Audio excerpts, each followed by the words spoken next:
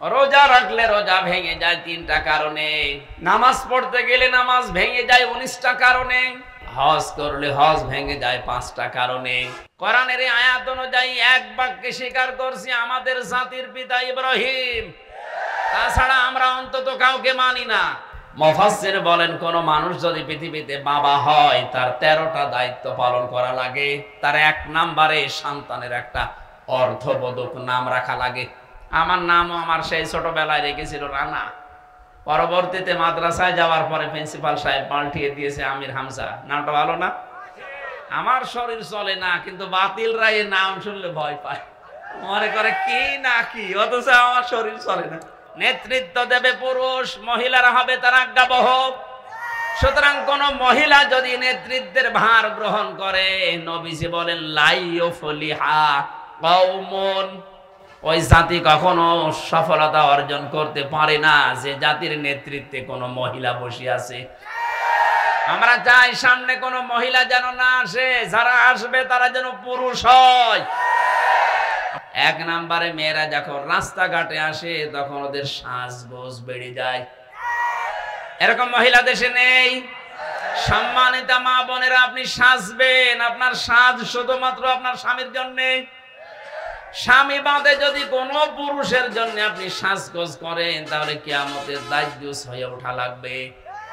আপনি যতক্ষণ বাইরে থাকবেন আপনার কবিরা গুনাহ লেখা হতেই থাকবে। আশা করছি মুসলিম মেয়েরা ইশারা দিলাম বুঝে ফেলবে। তাবারুজের দ্বিতীয় অর্থ, মেয়েরা যখন রাস্তাঘাটে আসে তখন ওদের পোশাক হয়ে যায় 8 শার্ট। 4 পিস ছিল বাংলাদেশে, ওখান থেকে 3 পিসে, এরপরে 2 পিসে, এখন চলছে 1 পিস। অথচ যিনি পালিয়েছে কত রকমের বোঝা এই দেশে দিয়ে গেল আপনি তাকান। 2780 জন মানুষ এখন হাসপাতালের বেদে কাতরাচ্ছে। এই 2024 সালের 5ই আগস্টের এই স্বাধীনতা অর্জন করার জন্য এই মানুষগুলো এখন তার পরিবারের কাছে, সমাজের কাছে, দেশের কাছে বোঝা। কথা বলছেন না? 1000 না 1760 জন মানুষ শহীদ হয়েছে সরকারি তালিকা। এই মানুষগুলোকে আপনি বোঝা বানিয়ে দিলেন তার পরিবারের জন্য। সে একটা কর্মক্ষম ছেলে আবু সাইদ, তাকে আপনি হত্যা করার মাধ্যমে এই দেশে তার পরিবারের কাছে আপনি বোঝা বানিয়ে দিলেন। শুধু আবু সাইদ না, শুধু মীর মুগ্ধ না, এরকম 1700 কত মানুষ এই দেশে যারা শহীদ হয়ে গেল। কোটি কোটি টাকা এই দেশ থেকে পাচার করে এই দেশটাকে ঋণের বোঝা আপনি দিয়ে গেলেন।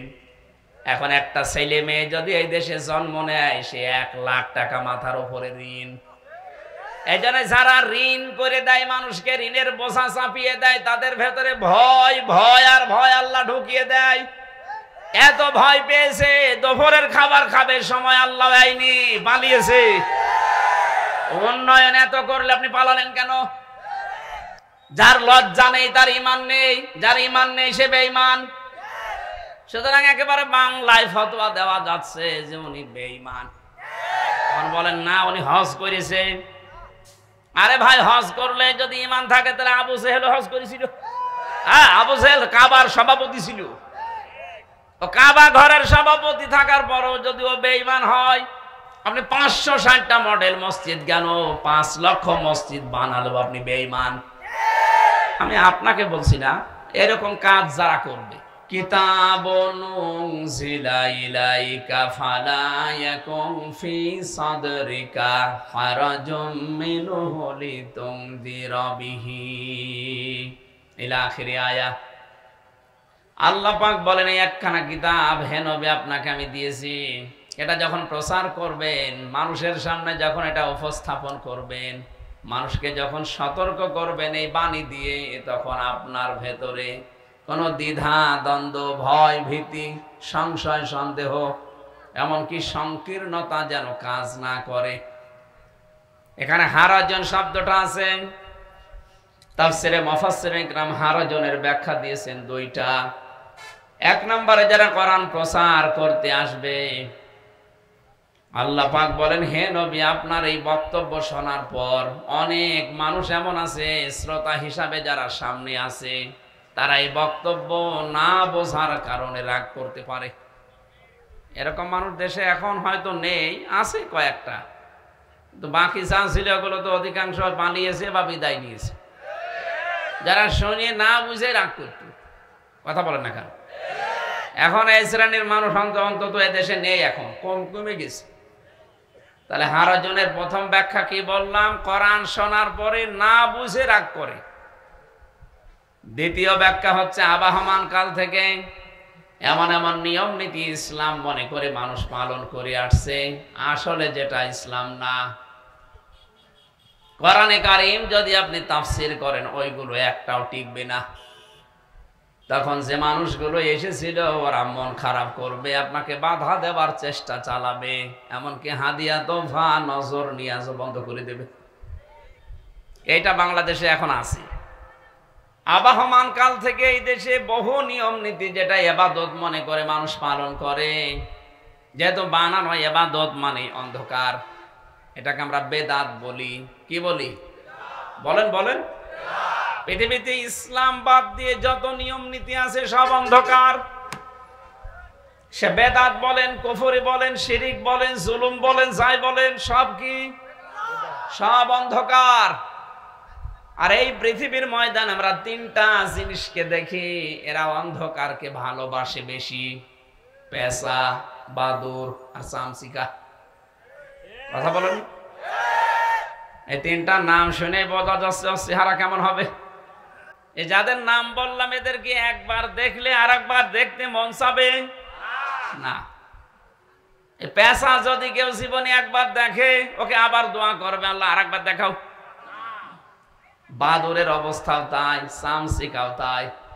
কারণ এরা দিনের আলোতে, সূর্যের আলোতে বের হয় না, এরা রাতের আধারে অন্ধকারে বের হয়, মানুষের ক্ষতি করে, ফসল নষ্ট করে, কলা নষ্ট করে, পানের বরজ নষ্ট করে। কথা বলেন না কেন? কি বুঝলেন আপনি এখান থেকে? সূর্যের আলো, দিনের আলো সহ্য হয় না, রাতের অন্ধকার যারা বেছে নেয় এদের নাম ওরকম ডিজিটাল নাম। এই পৃথিবীতে যাদের কোরআনের আলো, ইসলামের আলো, যে মানুষগুলো হাদিসের আলো সহ্য হয় না, এই মানুষগুলো জুলুমের পথ বেছে নেয়, শিরিকের পথ বেছে নেয়। কোরআনের আলো যখন তখন তাদের সামনে জ্বালানো হবে, ওই মানুষগুলো তখন দেখবে যে আমাদের অন্ধকার তো সব উড়ে গেছে, সব দূর হয়ে গেছে। কারণ এতদিন আমি অন্ধকারের ভেতরে যে ব্যবসা করে খেতাম এটা আজ মানুষ জেনে ফেলেছে। তখন ওই মানুষগুলো মন খারাপ করে, এমনকি এই সঠিক কথা যারা তুলে ধরে তাদের উপরে রাগ করে, তাদেরকে আসতে যেন না দেওয়া যায় সেই ব্যবস্থা করে। আরে 15.5 বছর এইটাই হয়েছে। আপনি কি বলেন কোনদিন আমার বাবার কথা আমি বলেছি?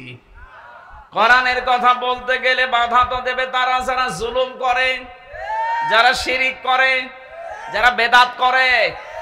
তার বোঝা যাচ্ছে এই দেশে যারা বাধা দিয়েছে তারা হয় শিরিক করেছে না জুলুম করেছে। এই অন্ধকারের পথগুলো যারাই বেছে নিয়েছিল তারাই বাধা দিয়েছে।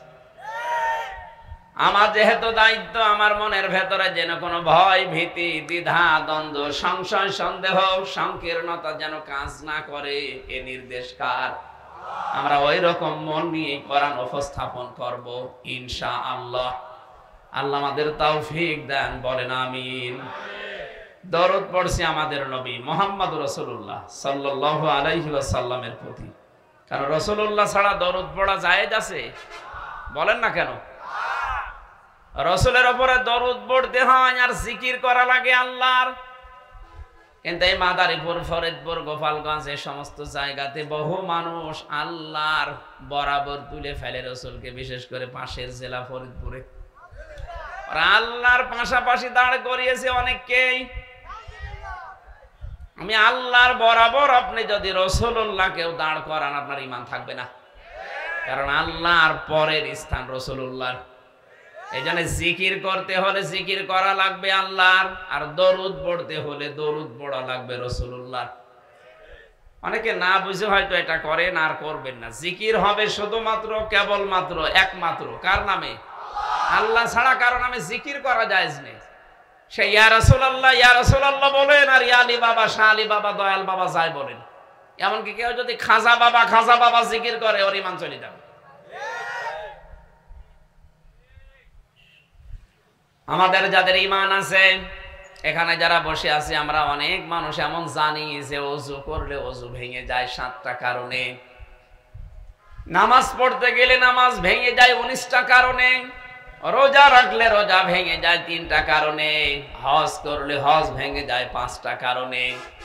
প্রত্যেকটা ইবাদত নষ্ট হওয়ার পেছনে 2টা 3টা 5টা 7টা 10টা এরকম কারণ আছে।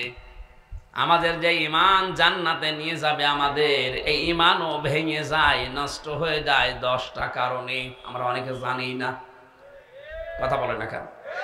আমি 10টা সব আপনাকে বলছি না, আমি একটা বলছি, দেখেন তো আপনার ঈমান আছে কিনা। এই পৃথিবীতে কোন মানুষ যদি পৃথিবীর কাউকে আল্লাহর ঊর্ধ্বে মনে করে, আল্লাহর সম্মানের উপরে মনে করে, তার ঈমান চলে যায়। যেটাই 15.5 বছরে আমরা অনেকেই দেখেছি। একটা মানুষের জিকির, একটা মানুষের আলোচনা যত বেশি এই দেশে হয়েছে, যদি আল্লাহর আলোচনা এই পরিমাণ আমরা করতে পারতাম, আমরা আল্লাহর ওলি হয়ে যেতাম। কেন এত প্রশংসা করা লাগবে? তা আজকে একজন উপদেষ্টা কথা তুলেছেন, শেখ মুজিবুর রহমান যে জাতির পিতা, এই নামটা ওনারে কে দিয়েছে আমরা জানতে চাই। বলেন, কে দিয়েছে ওনাকে? এটাকে আল্লাহ দিয়েছে? রাসূলুল্লাহ দিয়েছে? কে দিয়েছে বলেন তো তার নামটা? বঙ্গবন্ধু এই নামটা তোফায়েল আহমেদ দিয়েছিল না, মেনে নিলাম, উনি বাংলার বন্ধু ছিলেন, ঠিক আছে। জাতির পিতা এই শব্দটা আল্লাহর বানানো, মিল্লাতা আবিকুম ইব্রাহিম, তোমাদের জাতির পিতা ইব্রাহিম। এই আয়াতটা আমি বানালাম, সূরা হজের 78 নম্বর আয়াতের মাঝের অংশে আছে। আল্লাহ বলেন, তোমাদের জাতির পিতা ইব্রাহিম, হুয়া সাম্মাকুমুল মুসলিমিন, তিনি তোমাদের নাম মুসলমান রেখেছেন। সুতরাং আমরা যারা মুসলমান বলে দাবি করি, কোরআনের এই আয়াত অনুযায়ী এক বাক্যে স্বীকার করছি আমাদের জাতির পিতা ইব্রাহিম, তাছাড়া আমরা অন্তত কাউকে মানি না। মুসলমানের বাইরে যে আছে সে যদি বলে আমার অমুক, আপনি মেনে নিন, আমার নিষেধ নেই, কিন্তু মুসলিম দাবি করলেন, কারণ হুয়া এর ফাইল আল্লাহ, এর ফাইল হযরত ইব্রাহিম। 2টা বর্ণনা তাফসিরে আছে। আমাদের নাম মুসলিম এই শব্দটা হয় আল্লাহ রেখেছেন, না আমাদের বাবা হযরত ইব্রাহিম রেখেছেন। তাফসিরে খাজেন মুফাসসির বলেন, কোন মানুষ যদি পৃথিবীতে বাবা হয়, তার 13টা দায়িত্ব পালন করা লাগে। তার 1 নম্বরে সন্তানের একটা অর্থবোধক নাম রাখা লাগে।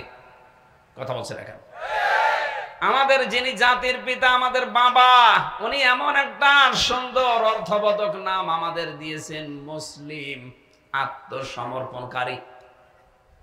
আমরা অনেক বাবা এখানে বসে আছি, এমন এমন নাম সন্তানের ছেলে মেয়ের রাখি, শয়তানও হাসে যে নাম। একজনের নাম শুনেছিলাম ফ্যান চাটা, লোকটা গরিব মানুষ ছিল, এই জন্য মানুষ ওই নামে ডাকতো। এখন বিভিন্ন কায়দায় দরবেশের মতো মারিং কাটিং করে বড় লোক হয়ে গেছে। চিন্তা করছে, আমি এত ধনী মানুষ আর আমার নাম ফ্যান চাটা, এ নাম আমি পাল্টাবো। এলাকার মেম্বার চেয়ারম্যান যারা আছে তাদেরকে ডাক দিয়েছে, জনগণকে জবাই করে, গরু জবাই করে খাওয়াচ্ছে, জায়গার নাম পাল্টাবো। চেয়ারম্যান সাহেব মাইক নিয়ে বলছে, ভাইরা আমার, বোনেরা আমার, এই লোকটা এতদিন গরিব ছিল, নাম ছিল ফ্যানসাটা, কিন্তু এখন এর সম্মান আছে, ধনী মানুষ এলাকায়। আমি এই হিসাবে এনার নাম আজকে পরিবর্তন করে দিলাম, এনার নাম হবে মধু চাটা। লোকজন ডাক দিয়ে বলে, ভাইরা আমার, বোনেরা আমার, আপনারা আমার গরু ছাগলও খেলেন, আমার নামেরও পরিবর্তন করে দিলেন, কিন্তু নাম থেকে চাটাটা আর গেল না। আগে ছিলাম ফ্যান চাটা, এখন হলো মধু চাটা। এই জন্য নাম যারা রাখবেন, সন্তানের বাবা মা হিসাবে, ছেলে হোক মেয়ে হোক, যেন অর্থবোধক নাম হয়। না বুঝে যদি কোনো নাম উল্টা পাল্টা রেখে রাখেন, বড় হলে পাল্টিয়ে দেবেন। আমার নামও আমার সেই ছোটবেলায় রেখেছিল রানা, পরবর্তীতে মাদ্রাসায় যাওয়ার পরে প্রিন্সিপাল সাহেব পাল্টিয়ে দিয়েছে আমির হামজা। নামটা ভালো না? আমার শরীর চলে না, কিন্তু বাতিলরা এই নাম শুনলে ভয় পায়, মনে করে কি না কি, অথচ আমার শরীর চলে না। নাম রাখবেন অর্থবোধক একটা নাম। নবীদের নামের সাথে সাহাবা একরামের নামের সাথে অর্থের সাথে মিল রেখে নাম রাখবেন, এটা বাবার দায়িত্ব। আমরা দেখতে পেলাম এই দেশে বাবার এই দায়িত্বটা যারা পালন করেছে, যেহেতু আমরা ৯৬% মুসলমান, চাপ যেই কমে গেছে সঙ্গে সঙ্গে বিভিন্ন জায়গা থেকে বানানো পিতা বাদ দিয়ে আসল পিতার নাম লিখে দিয়েছে। আপনি দেখেন যত জায়গায় বানানো পিতার নাম ছিল সব পাল্টিয়ে এই দেশে আসল সন্তান আমরা যারা মুসলিম তারা আমাদের পিতার নাম দিয়েছি জাতির পিতা ইব্রাহিম আলাইহিস সালাম। রাগ করলে বিশ্বনবী মুহাম্মদুর রাসূলুল্লাহর উপরে দরুদ পড়তে হবে, জিকির করতে হবে আল্লাহর নামে। সুতরাং এতদিন যারা ভ্রান্ত পথে ছিলেন, জেনে হোক না জেনে হোক, এখন থেকে আপনি থেমে যাবেন, জিকির করবেন। কার নামে? দরুদ পড়া লাগবে রাসূলুল্লাহর নামে। আমি ২৭টা কারণ পেয়েছি দরুদ পড়ার। ১ নম্বরে বিশ্ব নবীর উপরে দরুদ পড়তে হবে এই কারণে পৃথিবীতে হে নেতা এই শব্দটা বলে আল্লাহ ডাক দিয়েছেন আমাদের রাসূলকে। রব্বুল আলামিন বলেন ইয়াসিন, হে নেতা। এটা তাফসীরে কাবিরের ভেতরে আছে, আল্লামা ফখরুদ্দিন রাজি রহমতুল্লাহ আলাইহি লিখেছেন ইয়া মানে হে, সিন মানে সাজ্জেদ। সাইয়েদের ৫টা অর্থ দিয়েছেন তিনি। সাজ্জেদ মানে বাংলায় নেতা, এই যে কিছুক্ষণ আগে আমি বললাম না আল্লাহুম্মা সাল্লি আলা সাজ্জিদিনা, কথা বলিনি আমরা? হে আল্লাহ তুমি রহমত নাযিল করো আলা মুহাম্মদ, মুহাম্মদের উপরে। আকস্মিক ভাবে যেন আল্লাহ আমাদেরকে অজানা প্রশ্ন করছেন, এই মাদারীপুরের মানুষেরা, এটাকের হাটের মানুষেরা দাঁড়া, তোরা যে শান্তি বর্ষণ করার জন্য সবাই মিলে এক বাক্যে দোয়া করলি আল্লাহুম্মা সাল্লি আলা মুহাম্মদ, যে মুহাম্মদের উপর আমি শান্তি নাজিল করব। কে এই লোকটাকে? আমরা এক বাক্যে সবাই জবাব দিয়েছি তিনি সাধারণ মানুষ না, সাজ্জিদিনা, তিনি আমাদের সবার নেতা। সুবহানাল্লাহ বলতে পারেন নাই? এখানে যেমন স্বীকার করলেন, জন্ম থেকে মৃত্যু পর্যন্ত এটা স্বীকৃতি দেওয়া লাগবে যে আমাদের নেতা মুহাম্মদ। কথা বলেন না কেন? নেতা হওয়ার জন্য কিছু কোয়ালিটি লাগে, আন্দাজে নেতা হওয়া যায় না। এদেশে তো যারে তারে আমরা নেতৃত্বের ভার দিয়েছি, যারে তারে নেতা বানিয়ে দিয়েছি না। আমি কোরআন থেকে হাদিস থেকে ব্যাখ্যা বলছি, কোন মানুষ যদি নেতা হতে চায় 5টা কোয়ালিটি মাস্ট বি লাগবে, আর 5টা বিষয় তাকে দুনিয়ায় ছেড়ে দেওয়া লাগবে। দেখেন তো বাংলাদেশে আয়াতগুলো মেলে কিনা। নেতা হওয়ার ১ নাম্বার কোয়ালিটি কোরআনে কারিমের সূরা বাকারা ২৪৭ নাম্বার আয়াতের শেষের দিকে আছে। এটা ২ নাম্বার পারা ১৯ নাম্বার পৃষ্ঠার ১৪ নাম্বার লাইনে আছে। ক্বালা ইন্নাল্লাহা আসতাফাহু আলাইকুম ওয়া যাদাহু বাসতান ফিল ইলমি ওয়াল জিসম ইলা আখিরি আয়া।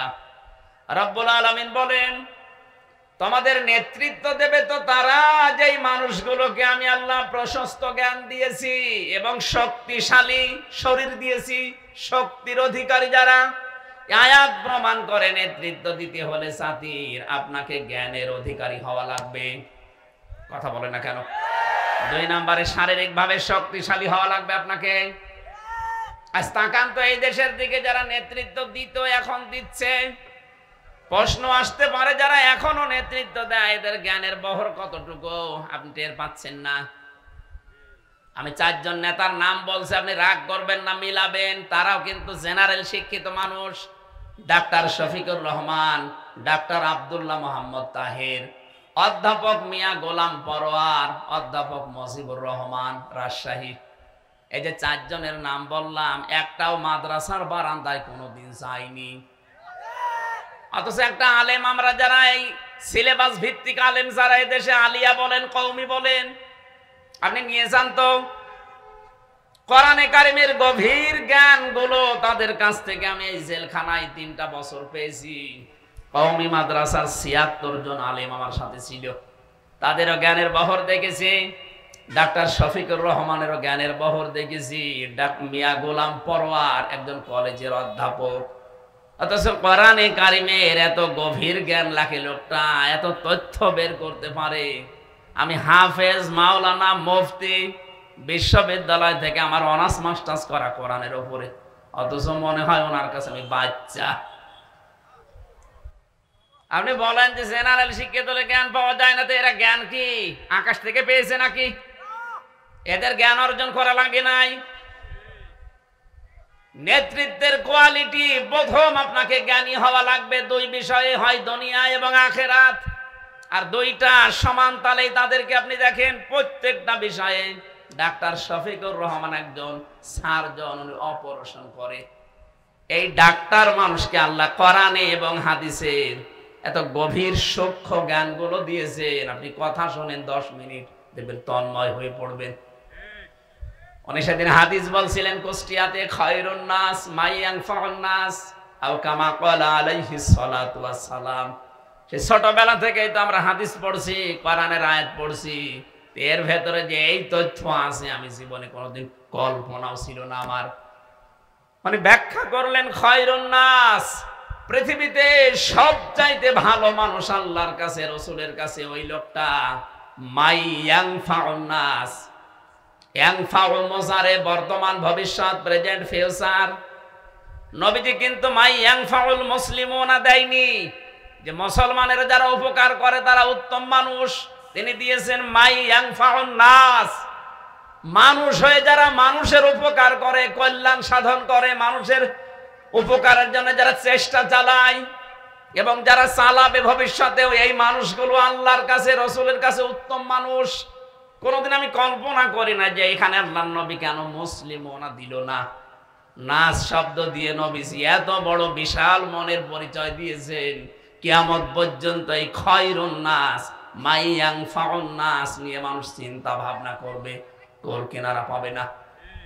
এই জন্যই দেখতে পাচ্ছেন না, স্বাধীন হওয়ার পর থেকে ডাক্তার শফিকুর রহমানের কাছে কিন্তু হিন্দু, মুসলমান, বৌদ্ধ, খ্রিস্টান নেই। মানুষ হলেই ছুটি যাচ্ছেন।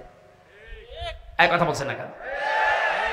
জনাব তারেক রহমানের দিকেও আমি তাকিয়েছি। সেই লন্ডনে বসে নির্বাসিত জীবনে এতদিন পর্যন্ত কাটিয়েও এদেশের জনগণকে তিনি ভোলেন নাই। ওখান থেকে বারবার আদেশ দিচ্ছে, যারা বন্যায়, যারা এই যে জলোচ্ছ্বাসে, যারা বিভিন্ন রকমের সমস্যায় আছে, আপনারা এগিয়ে যান, মানুষ হলে এগিয়ে যান। আপনি তো আল্লাহর কাছে উত্তম হওয়ার জন্য চেহারা সুন্দর হওয়া লাগবে না, আপনার দ্বারা মানুষের উপকার হয় কিনা, মানুষের কল্যাণ সাধন হয় কিনা, এইটা আল্লাহ দেখতে চায়। কুনতুম খায়রা উম্মাতিন উখরিজাত লিন-নাস, তোমরা শ্রেষ্ঠ জাতি। তোমাদের শ্রেষ্ঠত্বের কারণ এই নয় যে তোমাদের চেহারা ভালো না। কোন মানুষের চেহারার দিকে আমি আল্লাহ তাকাই না, কোন মানুষের পোশাকের দিকে আমি তাকাই না, কোন মানুষের ধন সম্পদের দিকে আমি তাকাই না। আমি তাকাই ওই মানুষটার অন্তরের দিকে, ও আমার পৃথিবীর বান্দা বান্দীদের উপকার করে কিনা। এই জন্য কোন মানুষ যদি একটা মানুষকে বেঁচে থাকার অবলম্বন তৈরি করে দেয়, বেঁচে থাকার একটা রাস্তা তৈরি করে দেয়, আল্লাহ পাক সূরা মায়েদার ভেতরে জানিয়েছে যেন তামাম দুনিয়ার মানুষকে কর্মসংস্থান তৈরি করে দিল, ও যেন তামাম দুনিয়ার মানুষকে বাঁচিয়ে দিল। কোন মানুষ যদি পৃথিবীর একটা মানুষকে পথ নষ্ট করে দেয়, পথ মেরে ফেলে, তাকে যদি বেঁচে থাকার অবলম্বন কেড়ে নেয়, ও যেন তামাম দুনিয়ার সব মানুষকে হত্যা করার গুনাহ শামিল করলো। যে মানুষগুলোকে 15.5 বছরে আপনি আয়না ঘরে রেখেছিলেন, একটা মানুষের জন্য তার পরিবারটা নষ্ট হয়ে গেছে। এক কথা বলেন না কেন?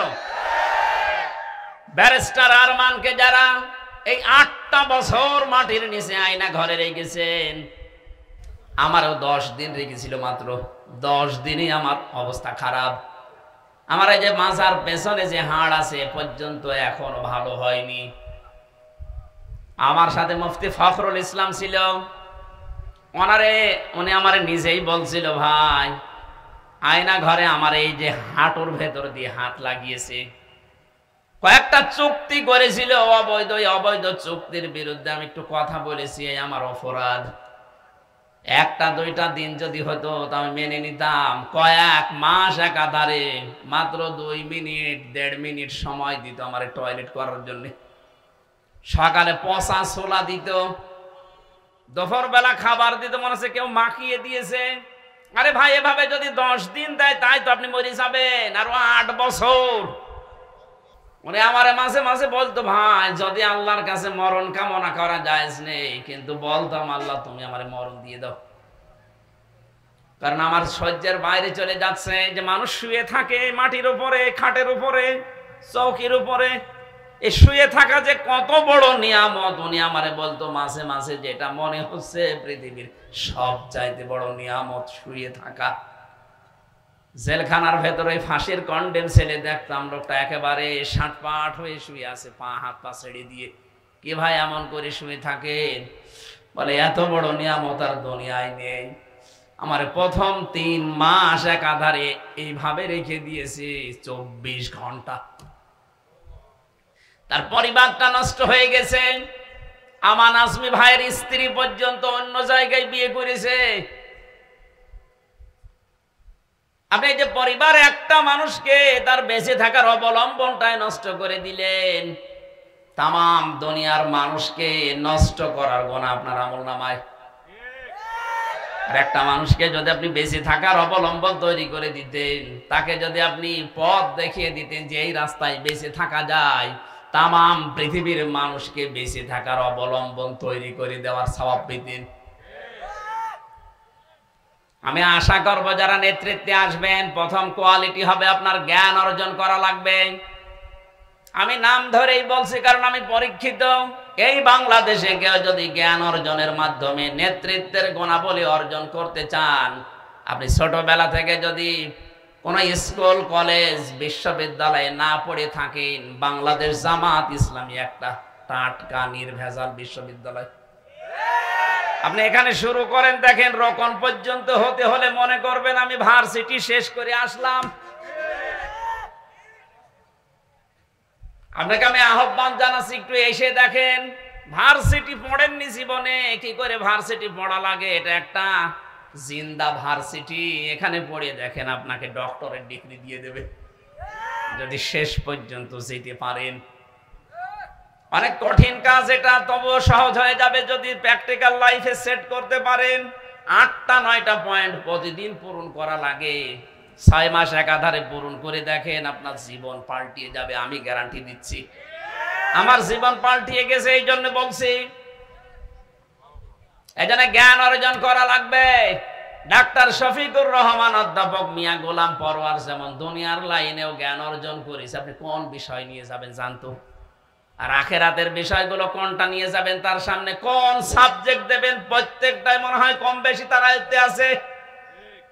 অথচ এমন এমন পীরও এই দেশে আছে, নামাজের কথা বলেন, 2 ঘন্টা নামাজের ওয়াজ করবে, অর্থনীতির কথা বলেন, ব্যাংকিং ব্যবস্থার কথা বলেন, আমার মনে হয় জীবনে আর চোখ খুলবে না। আপনাকে তো প্রত্যেকটা বিষয়ে কম বেশি পারদর্শী হওয়া লাগবে। আপনি নেতা হতে চান, হবে না। নেতৃত্বের প্রথম গুণ জ্ঞান অর্জন করা লাগবে। এটা আমি বানালাম। আমি কিন্তু আয়াত নাম্বার বলে দিয়েছি, সূরা বাকারা 247 নম্বর আয়াত, মাঝের অংশে আছে। 2 পারা 19 পৃষ্ঠা 13 না 14 নাম্বার লাইনে আছে। যে কোনো তাফসির দেখতে পারেন বাংলাদেশ। 2 নাম্বারটা বললে আবার রাগ করবেন না তো? আর রাগ করলেও কিছু করার নেই, কারণ আপনি না বুঝে রাগ করবেন। ওই যে হারাজনের ব্যাখ্যা বললাম না, যে কোরআনের ব্যাখ্যা করতে গেলে কিছু মানুষ সামনে থাকবে, ওরা না বুঝে মন খারাপ করতে পারে। এই জন্য বোঝা যদি আপনার হয়ে যায় যে আপনি বুঝতে পেরেছেন, তখন আর মন খারাপ হবে না, তখন আপনি দোয়া করবেন। দ্বিতীয় নম্বরে কোরআনে কারীম জানিয়েছে, যারা সীমা লঙ্ঘন করে, যে মানুষগুলো দুনিয়ায় ফাসাদ সৃষ্টি করে, তাদের আনুগত্য করা যাবে না, তাদের নেতৃত্ব মানা যাবে না। এটা সূরা শুআরা 19 নাম্বার পারা 12 নাম্বার পৃষ্ঠার 5 নাম্বার লাইনের 151 152 নাম্বার আয়াত, তাফসিরে ফি জিলালিল কোরআনে আছে। ওয়ালা তুতিউ আমরাল মুসরিফিন আল্লাযীনা ইউফসিদুনা ফিল আরদি ওয়ালা ইউসলিহুন। আল্লাহ বলেন অনুসরণ করা যাবে না, তাদের নেতৃত্ব মানা যাবে না, যারা সীমা লঙ্ঘন করে, যারা ইসরাফ করে, দুনিয়ায় যারা ফ্যাসাদ সৃষ্টি করে, শান্তি তৈরি করার জন্য, সংশোধনের জন্য যাদের কোনো চেষ্টা নেই, এ মানুষের অনুসরণ করবা না। তাহলে যে মানুষগুলো দেশে সীমা লঙ্ঘন করেছিল বিচার ব্যবস্থায়, শিক্ষা ব্যবস্থায়, এই কথা বলছেন এখন, সীমা লঙ্ঘন করেছে, আপনি কোথায়? এমন কোন জায়গায় এই দেশে ছিল না। আপনি তাকান, কেন্দ্রীয় মসজিদের ইমাম পর্যন্ত পালিয়ে গেছে। একটা জাতি কত নিচে নামলে জাতীয় মসজিদের ইমাম পালিয়ে যায়। এসেছিল কয়েকদিন আগে জোর করে দখল করার জন্য, জনগণ জুতা দিয়ে পিটিয়েছে। লজ্জা শরম যে কিচ্ছু নেই, পরের দিন স্ট্যাটাস দিয়েছে, জনগণ আমার জুতা মেরেছে কিন্তু একটা আমার লাগেনি। কত বড় শয়তান মানুষ। বাবা তো ভালো ছিল, এইরকম কাল পিটা আসলো কোন জায়গা থেকে, জনগণ জুতা মেরেছে কিন্তু আমার জুতা লাগেনি। লাগলে আপনার ভালো লাগতো? এখানে ফাসাদ শব্দের ব্যাখ্যায় মুফাসসির বলেন, ফাসাদ মানে মানুষের তৈরি করা নিয়ম নীতি। দুনিয়ায় যারা মানুষের তৈরি করা নিয়ম নীতি কায়েম করতে চায়, এদের অনুসরণ করা, আনুগত্য করা যাবে না। আমার মনে হয় বানিয়ে বানিয়ে বলছি। 3 নম্বরে অনুসরণ করা যাবে না তাদের, যে মানুষগুলো আল্লাহর জিকির থেকে গাফেল আর যারা মন মতো কাজ করে। এটা সূরা কাহাফ 16 নম্বর পারা, এটা 15 নম্বর পৃষ্ঠার 12 নম্বর লাইনের 28 নম্বর আয়াতের শেষের দিকে আছে, ওয়ালা তুতিউ মান আগফালনা কলবাহু আন যিকরিনা ওয়াত্তাবা হাওয়াহু ওয়া কানা আমরুহু ফুরতা। তাদের অনুসরণ করা যাবে না যারা আমি আল্লাহর জিকির থেকে গাফেল হয়ে গেছে। আমার স্মরণ যাদের মনে থাকে না, আমার স্মরণ যাদের কলবে নেই, আর যারা মন মতো কাজ করে, আপনি মিলাবেন এই দেশে, আমার মনে হয় মিলে যাবে। 4 নম্বরে তাদের অনুসরণ করা যাবে না। কোনো মানুষ যদি মহিলা হওয়ার পরে নেতৃত্ব দেয়, তাহলে মেয়েদের নেতৃত্ব মানা যাবে না। এটা সূরা নিসা 5 নাম্বার পারার 2 নাম্বার পৃষ্ঠার 11 নাম্বার লাইনের 34 নাম্বার আয়াতের প্রথম অংশে আছে, আর রিজালু কাওয়ামুনা আলান নিসা। আল্লাহ বলেন পুরুষরা হবে অভিভাবক, নেতৃত্ব দেবে পুরুষ, মহিলারা হবে তার আজ্ঞাবহক। সুতরাং কোন মহিলা যদি নেতৃত্বের ভার গ্রহণ করে, নবীজি বলেন লাইয়ুফলিহা কওমুন, ওই জাতি কখনো সফলতা অর্জন করতে পারে না যে জাতির নেতৃত্বে কোনো মহিলা বসে আছে। আমরা চাই সামনে কোনো মহিলা যেন না আসে, যারা আসবে তারা যেন পুরুষ হয়। আবার পুরুষ যদি হয় একেবারে সেই চাচা এরশাদের মতো, তাহলে সমস্যা। কথা বলেন না কেন? এরকম পুরুষ লাগবে না। আর ওনার যে দায়িত্বে ছিল, ওনার স্ত্রীও তো আর এক কি আল্লাহ বানিয়েছে আল্লাহ জানে আর ও জানে। কোন দিক থেকে আমি তাকে পাইনি ঠিক মতো, কি বলতো না বলতো উনি জানে আর ওনার আল্লাহ জানে। এই জন্য আমরা চাই কোরআনের নির্দেশ, নেতৃত্ব দিতে হলে যে কোয়ালিটি লাগে, মেয়েদের এটা নেই, এটা আছে পুরুষের। মেয়েদেরকে আল্লাহ বানিয়েছেন ঘরের পরিবেশের জন্য। হ্যাঁ, ওরা বাইরে আসতে পারবে, বাইরের কাজকর্ম করতে পারবে, সব জায়গায় ওদের উপস্থিতি আছে, কিন্তু পর্দা সহকারে। এটা যদি ইসলামী রাষ্ট্র হয়ে যায়, ঠিক এইটা 100% আপনি কায়েম দেখতে পাবেন।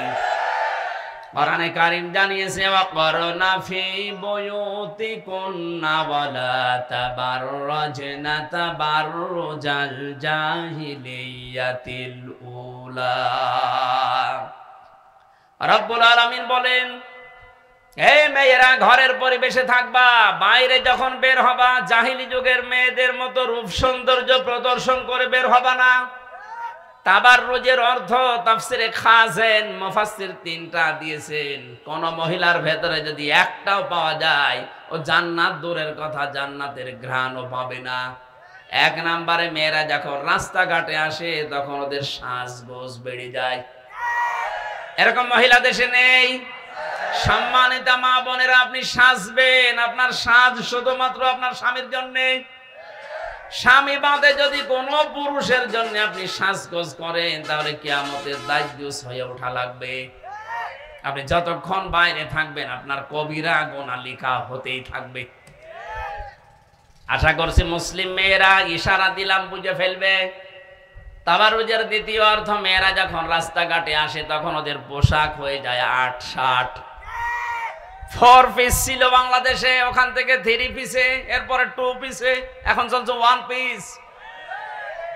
আমার মনে হয় যে কায়দায় আমরা ডিজিটাল হওয়া আরম্ভ করেছিলাম, কিছুদিন পরে দেখতে নেই পিস। কথা বলেন না কেন? আমরা চাই মেয়েদের এই যে চশমা জামা পরে, এটা জায়েজ নেই। মেয়েদের পোশাক হবে ঢিলা ঢালা। কথা বলেন না কেন? অন্তত অন্য কেউ যদি নাও মানে, আমরা যারা মুসলিম, আমাদের জাতির পিতা ইব্রাহিম তার সন্তান হিসাবে অন্তত মেয়েকে, বউকে, বোনকে, মাকে ঢিলা ঢালা পোশাক বানিয়ে দেবেন।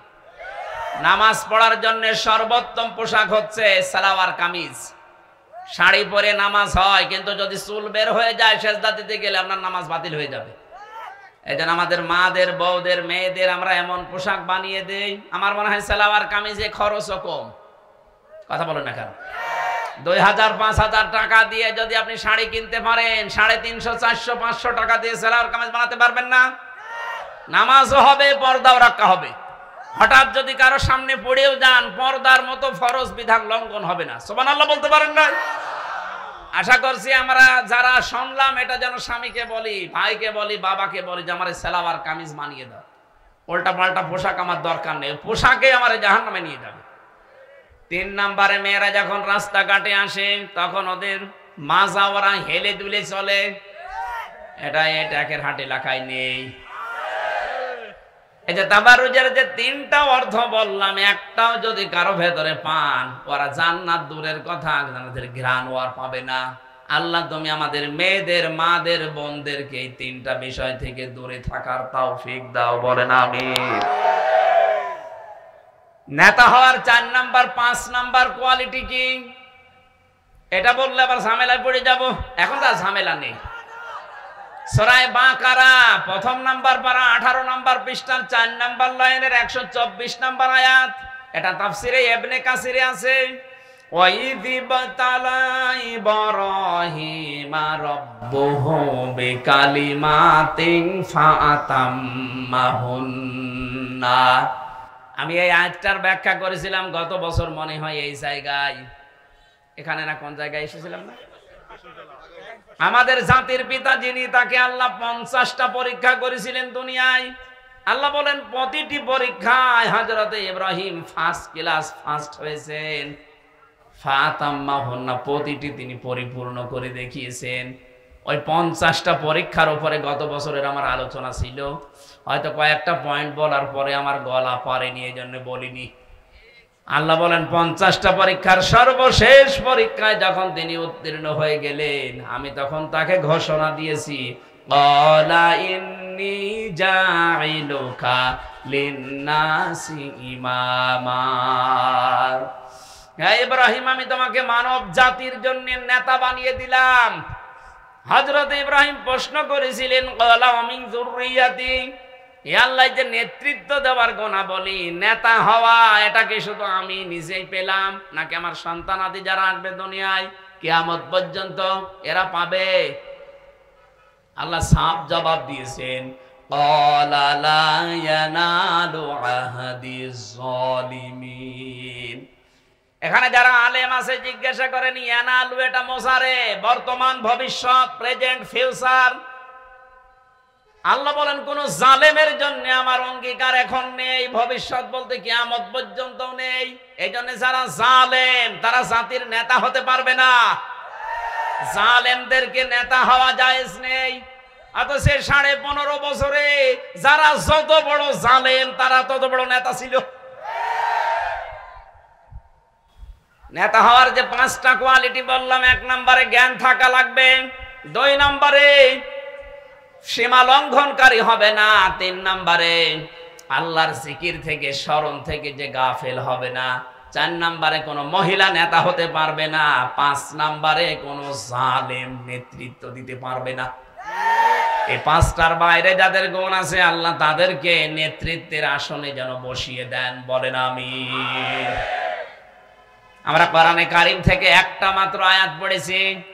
আমার যতটুকু কোরআনের উপরে স্টাডি আছে, জ্ঞান আছে, এই আয়াতটা যদি আমার মরণ পর্যন্ত আলোচনা হয়, মরণ এসে যাবে তাও শেষ হবে না।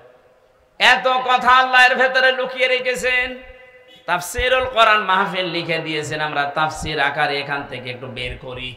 সূরা শোরা থেকে পড়েছি 13 নম্বর আয়াত। 53টা আয়াত আছে, মাত্র একটা আয়াত পড়েছি। খুব সংক্ষেপে তাফসীর যেভাবে করে আমি শুরু করছি। প্রথম নম্বরে নামকরণ সূরা শোরা। শোরা শব্দের প্রথম অর্থ হচ্ছে পরামর্শ। শোরা মানে, আরো জোরে বলেন। কোরআনের প্রতিটি শব্দ গবেষণামূলক। যেইটা নিয়ে চিন্তা ভাবনা করবেন ওইটাই আপনাকে জান্নাতের পথ দেখিয়ে দেবে। এটা একটা নামকরণ সূরা। সূরা মানে কি বললাম? আরো জোরে বলেন। অথচ 15.5 বছরে শুধু একক সিদ্ধান্তে দেশ চালিয়েছে, পরামর্শ ছাড়া। এই জন্য তো অবস্থা। যদি পরামর্শ করে করতো আমার মনে হয় দেশটা এত তলা নিতে যেত না। কত কোটি কোটি টাকা পাচার করে নিজের নামে, ভাইয়ের নামে, বোনের নামে, মেয়ের নামে, বোনের মেয়ের নামে, বোনের ছেলের নামে দেশটা একেবারে হাজরা করে ফেলেছে। যারা পৃথিবীর ময়দানে উন্নয়নমূলক কাজ করবে, উন্নতি করবে, এই মানুষগুলোর ভেতর থেকে আল্লাহ ভয় তুলে দেবে। আর যারা উন্নয়নের নাম নিয়ে দুর্নীতি করবে এদের ভেতরে হাজারো ভয় আল্লাহ ঢুকিয়ে দেবে। আমি এটা বানিয়ে বললাম। বিশ্বনবী যেদিন নবুয়ত পান ওইদিন তিনি স্ত্রীর কাছে এসে বলেছিলেন, জাম্মিলুনি জাম্মিলুনি ইয়া খাদিজা, আমি ভয় পেয়েছি, আমারে ঢেকে দাও, আমার জীবনের উপরে আশঙ্কা হচ্ছে, না জানে আমি মরে যাই কিনা। হযরতে খাদিজা ওই দিন স্বামীকে 5টা কথা বলেছিলেন। ও বাংলার মুসলমানেরা হিয়া খেয়াল করেন। খাদিজা বলেছিলেন, কাল্লা আল্লাহি মা ইখজিকাল্লাহু আবাদান, হে স্বামী ভয় পাবেন না, কখনো আল্লাহ আপনাকে ভয় দেখাতে পারেন না। কারণ 1 নম্বরে হচ্ছে ও তাহমিলুল কাল্লা, আপনি মানুষের বোঝা বহন করেন। সে ঋণের বোঝা হোক, কষ্টের বোঝা হোক, দুঃখের বোঝা হোক, যত রকমের বোঝা দুনিয়ায় আছে এই বোঝাগুলো আপনি তো বহন করেন। এই জন্য দুনিয়াতে যারা মানুষের বোঝা বহন করে, সে কষ্টের বোঝা হোক, ঋণের বোঝা হোক, দারিদ্রতার বোঝা হোক, যত রকমের বোঝা দুনিয়ায় আছে এই বোঝা যারা দুনিয়াতে মানুষের বহন করবে, হালকা করে দেবে, আল্লাহ তার ভেতর থেকে ভয় দূর করে দেবে। অথচ যিনি পালিয়েছে কত রকমের বোঝা এই দেশে দিয়ে গেল, আপনি তাকান। 2780 জন মানুষ এখন হাসপাতালের বেদে কাতরাচ্ছে। এই 2024 সালের 5ই আগস্টের এই স্বাধীনতা অর্জন করার জন্য এই মানুষগুলো এখন তার পরিবারের কাছে, সমাজের কাছে, দেশের কাছে বোঝা। কথা বলছেন না? 1000 না 1760 জন মানুষ শহীদ হয়েছে সরকারি তালিকা। এই মানুষগুলোকে আপনি বোঝা বানিয়ে দিলেন তার পরিবারের জন্য। সে একটা কর্মক্ষম ছেলে আবু সাইদ, তাকে আপনি হত্যা করার মাধ্যমে এই দেশে তার পরিবারের কাছে আপনি বোঝা বানিয়ে দিলেন। কয়েকদিন আমি আগে গিয়েছিলাম রংপুরে আবু সাইদের কবরে, তার বাবা হাওমাও করে কাঁদছিল। মানে আমার ছেলেটা কর্ম কেবল শিখবে, লেখাপড়া শেষ করে, আমি একটা ভরসা করেছিলাম, অথচ আমাকে একটা বোঝার ভেতরে ফেলে দিলেন। শুধু আবু সাইদ না, শুধু মীর মুগ্ধ না, এরকম 1700 কত মানুষ এই দেশে যারা শহীদ হয়ে গেল। কোটি কোটি টাকা এই দেশ থেকে পাচার করে এই দেশটাকে ঋণের বোঝা আপনি দিয়ে গেলেন। এখন একটা ছেলে মেয়ে যদি এই দেশে জন্ম নেয়, সে 1 লাখ টাকা মাথার উপরে ঋণ। এই জন্য যারা ঋণ করে দেয় মানুষকে, ঋণের বোঝা চাপিয়ে দেয়, তাদের ভেতরে ভয় ভয় আর ভয় আল্লাহ ঢুকিয়ে দেয়। এত ভয় পেয়েছে দুপুরের খাবার খাবে সময় আল্লাহ আইনি, পালিয়েছে। উন্নয়ন এত করলে আপনি পালালেন কেন? এখনো পর্যন্ত যারা এই সাফাই গায়ে যেমন উন্নয়নের রোল মডেল করেছে, আপনি কোথায়? একটু বাইরে বের হন। আপনি তো ঋণের বোঝা দিয়ে গেলেন, কষ্টের বোঝা দিয়ে গেলেন, হাজারো হতাশার বোঝা আমাদের এই জাতির উপরে চাপিয়ে দিয়েছেন। এই জন্য আপনার এত ভয়, কাউকে বিশ্বাস করে না, পরামর্শ করে কাজ করা না, উনি যা মনে যায় একক সিদ্ধান্তে করবে, এটা কোরআনের নির্দেশ না। 2 নম্বরে শোরা মানে সংসদ। শোরা মানে কি? 15.5 বছরের সংসদ ছিল, বলেন কিসের সংসদ ছিল? মমতাজের মতো মানুষ গান বলতো, এই সংসদ। বাংলার মানুষের রক্ত ঝরানো টাকা দিয়ে সংসদ চলে, আর ওখানে বসে বসে উনি গান শোনে, হাওয়া দেয় মমতাজের মতো উল্টা পাল্টা মহিলা, আর উনি হাওয়া পেয়ে এরকম তালি দেয়। লজ্জা করে না আপনার? লজ্জা যদি কার না থাকে, আমরা হাদিস পড়েছি, তার ঈমান নেই। এটা আমি বানালাম? যার লজ্জা নেই তার ঈমান নেই, যার ঈমান নেই সে বেঈমান। সুতরাং একেবারে বাংলায় ফতোয়া দেওয়া যাচ্ছে যে উনি বেঈমান। এখন বলেন না উনি হজ করেছে। আরে ভাই, হজ করলে যদি ঈমান থাকে তাহলে আবু জেহেল হজ করেছিল। হ্যাঁ, আবু জেহেল কাবার সভাপতি ছিল। ও কাবা ঘরের সভাপতি থাকার পরও যদি ও বেঈমান হয়, আপনি 560টা মডেল মসজিদ কেন 5 লক্ষ মসজিদ বানালো, আপনি বেঈমান। আমি আপনাকে বলছি না, এরকম কাজ যারা করবে। আমরা শুনতাম যে ফজরের নামাজের জন্য যায় নামাজ খোঁজে, সকালবেলা উঠে কেউ কেউ বলতো না ফজর নামাজ পড়ে উনি কোরআন শরীফ পড়ে। এই দুইটা যে পুরা ডাহা মিথ্যা কথা, জনগণ কিন্তু প্রমাণ করেছে। এই ছেলে মেয়েরা যাওয়ার পরে যায় নামাজও পায়নি, কোরআন শরীফও পায়নি, যা দেখানোর মতো না, দেখানোর মতো। সে যা করতো করতো, আল্লাহ জানার উনি জানে। এই জন্য ঋণের বোঝা যারা দিয়েছেন তাদের উপরে ভয় চাপিয়েছে। হামজা কে? খাদিজা বলতেছে স্বামীকে ভয় পাবেন না, কারণ আপনি তো ঋণের বোঝা, মানুষের কষ্টের বোঝা আরো বহন করেন। যারা বহন করে না, যারা চাপিয়ে দেয়, তাদের ভয়। এরপরে একটা একটা করে বহু কথা তিনি স্বামীকে শুনিয়েছিলেন। সত্যি আমরাও যদি ওইগুলো করতে পারি, আমাদেরও কোনো ভয় থাকবে না। আজ আমি বাস্তবে নাম ধরে বলছি শিক্ষার জন্যে, আগস্টের 5 তারিখের পর থেকে আজকের এই অক্টোবরের 17 তারিখ পর্যন্ত একটু মিলান। মানুষের বোঝা বহন করার জন্যে ডাক্তার শফিকুর রহমানের মতো একটা মানুষ দিক বিদিক কোন জায়গা থেকে কোন জায়গায় ছুটে যাচ্ছে। আজকে নোয়াখালী, আজকে বরিশাল, কালকে কুষ্টিয়ায়, কালকে যেখানে যাওয়া দরকার সেখানে যাচ্ছে। কার বোঝা একটু হালকা করা যায়। কয়েকদিন আগে আমার কুষ্টিয়াতে প্রায় 16 জন শহীদকে উনি 32 লক্ষ টাকা জামাত ইসলামের পক্ষ থেকে কুষ্টিয়ায় দিয়েছে। হালকা হলেও কিছু বোঝা ওই পরিবারের একটু নামবে। কথা বলেন না কেন? টাকার মালিকে দেশে নেই। কোথায় আপনারা? একটু আসতে পারেন না?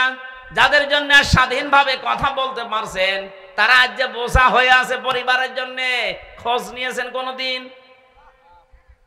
আমার মনে হয় এই দরবেশের মতো মানুষ যারা টাকা পয়সা 1-2 টাকা না, 36,000 কোটি, কারো 32,000, কারো 55,000 কোটি, কারো 75,000 কোটি, এরকম টাকা পয়সা যারা আত্মসাৎ করেছেন, বাইরে পাঠিয়েছেন, এগুলো সব নিয়ে এসে এই মুক্তিযোদ্ধা যারা 2024 সালের 5 আগস্টের পর্যন্ত, এদেরকে এখন সাহায্য করা দরকার। 71 সালের মুক্তিযোদ্ধাদের জন্য যদি এত কিছুর ভাতা তৈরি করা হয়, তো এরাও তো মুক্তিযোদ্ধা। বলেন, শহীদ আবু সাইদ নিজের জীবনটাই দিয়ে গেল। যে অনুপ্রেরণা দেখিয়েছে সারা দেশের মানুষকে, নিজের বুককে একেবারে বন্দুকের সামনে পেতে দিয়ে। এই মানুষগুলোর পরিবারের খবর নেওয়ার দরকার দেশের মানুষের নেই। যারা দায়িত্বে আছে আমরা আহ্বান জানাবো, দেশে যত মানুষ শহীদ হয়েছে 5 তারিখের আগ পর্যন্ত আগস্টে, প্রতিটি পরিবারের বোঝা যেন রাষ্ট্রের পক্ষ থেকে হালকা করা হয়। তাহলে এই দেশের ভয় থাকবে না, আল্লাহ ওই ভয় দূর করে দেবে। শোরা মানে সংসদ, সংসদই ছিল না, কথা বলবেন কি? সংসদে যারা বিরোধী দল হিসাবে ছিল আমরা দেখেছি, মানুষ পোষা বিড়াল, যা বলে ও তাই করে। পোষা বিড়ালও এরকম হয় না, তাও মাঝে মাঝে একটু মেউ মেউ করে। আর কি পোষ মানিয়েছে আল্লাহ জানে, আর ওরা জানে। এদিন আমরা সাবধান থাকবো। সূরা শূরা পড়েছি, কিন্তু শূরা মানে সংসদ, শূরা মানে এমন সংসদ বাংলাদেশের সামনে গঠিত হবে যেখান থেকে জনগণের কথা, অধিকারের কথা বলা যায়। এরকম সংসদ আমরা চাই না। সবচাইতে ভালো সংসদ এই দেশে তৈরি হবে আল্লাহর কোরআন দিয়ে। কোরআনে কারিমের 500 আয়াত যদি সংসদে কায়েম হয়, এই দেশটা একটা মিনি জান্নাত হয়ে যাবে। আল্লাহ বলেন শারা'a লাকুম মিনাদ-দীন, আমি নির্ধারিত করে দিলাম, বিধিবদ্ধ করে দিলাম দিনকে। দিন কি? দিন মানে এখানে রাতের পরে যে দিন আসবে এই দিন। দিনের 4টা ব্যাখ্যা পেয়েছি আমি তাফসিরে। 1 নম্বর, দিন মানে আল্লাহ বোঝাতে চেয়েছেন কিয়ামতের দিন, মালিকি ইয়াউমিদ্দিন। 2 নম্বরে, দিন মানে ধর্ম, যেটা আমরা মনে করি ইন্নাদ-দীনা ইনদাল্লাহিল ইসলাম, আল্লাহর নিকট মনোনীত ধর্ম ইসলাম। 3 নম্বরে দিনের অর্থ পেয়েছি, দিন মানে জীবন ব্যবস্থা। আলিয়াউমা আকমালতু লাকুম দীনাকুম। সূরা মায়েদার ভেতরে আল্লাহ বলেন তোমাদের জন্য আমি জীবন ব্যবস্থা আজকে পরিপূর্ণ করে দিলাম। দিনের 4 নম্বর অর্থ, দিন মানে রাষ্ট্রীয় বিধান।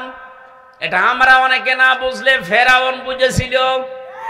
সূরা মুমিনের 26 নম্বর আয়াতে আল্লাহ বলেন আকালা ফিরআউনু দারুনি আকতুল মূসা ওয়ালিয়াদউ রাব্বা ইলা আখিরি আয়া। ফেরাউন বলেছে আমারে ছেড়ে দাও, আমি মূসাকে হত্যা করব, সে তার রবকে ডাকুক, কারণ আমি আশঙ্কা করছি সে আমাদের দিন পাল্টিয়ে দেবে। এখানে দিন মানে রাষ্ট্রের আইন। সুতরাং দিনের যে অর্থগুলো বললাম, এইগুলো আজ দেশের জনগণ যদি আমরা জানতাম, বাস্তবে যদি মিলাতে পারতাম, এই আয়াতটা যদি সামনে নিয়ে আসতে পারতাম, আমরা মনে হয় এই দেশে ইসলাম কায়েম করে ফেলতাম। এটা এত গুরুত্বপূর্ণ বিধান এই দিন।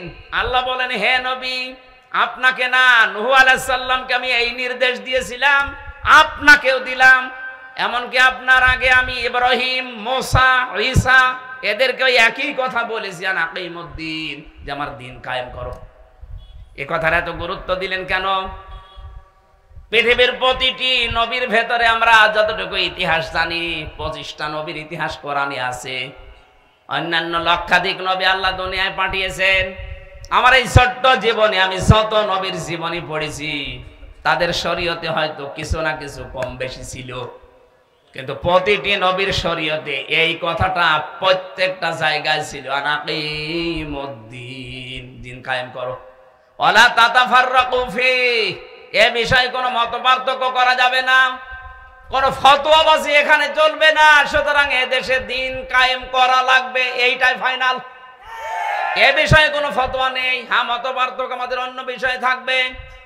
প্রতিটি নবীর ভেতরে শরীয়তে কম বেশি ছিল কিছু কিছু, কিন্তু এ বিষয়ে কোনো কম বেশি নেই। প্রত্যেকের শরীয়তে এটা, আন আকিমুদ্দিন, দিন কায়েম করো, দিন কায়েম করো।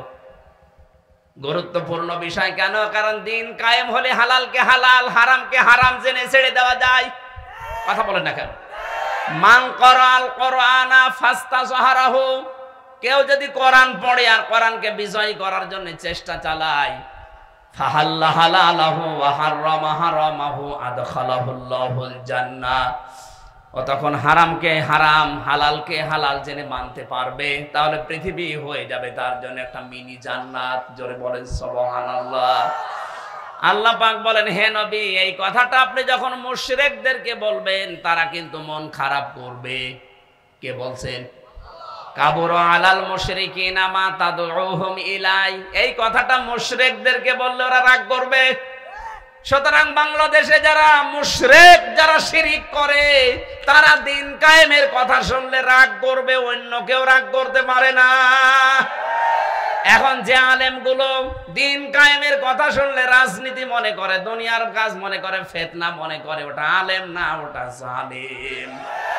এই 15.5 বছরে দিন কায়েমের বিপক্ষে অনেক আলেম ফতোয়া দিয়েছে না দেয়নি? এগুলো জালেম।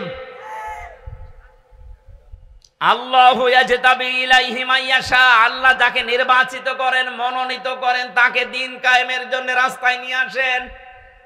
এই দেশে আগস্টের 5 তারিখের আগ পর্যন্ত একটা জরিপ আমার কাছে ছিল, মাত্র 100 জনের 15 জন দিন কায়েম চাই এই দেশে।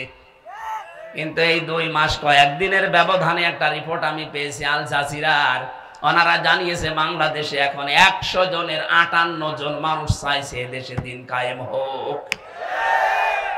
সুতরাং এই পার্সেন্টেজ যেন আরো বাড়তে থাকে। 100 জনের 100 জন যখন হয়ে যাবে যে দিন কায়েম হোক, তখন পৃথিবীর কোন শক্তি আর আমাদের বাধা দিয়ে রুখতে পারবে না। ওয়াহদি ইলাইহি মাইয়ুনিব, আল্লাহ পাকে নিজে বলছেন ওয়াহদি ইলাইহি মাইয়ুনিব, যে ব্যক্তি আমি আল্লাহর অভিমুখী হতে চাই তাকে আমি এই পথ দেখাই। সুতরাং আমাদের মন তৈরি করে এই দিকে ফিরে যদি আমার আসার চেষ্টা হয়, আল্লাহ নিজে আমাদেরকে তার দিন কায়েমের জন্য মনোনীত করে নেবেন। আর এইটাই আমার জীবনের আসল পাওয়া। কথা বলেন না কেন?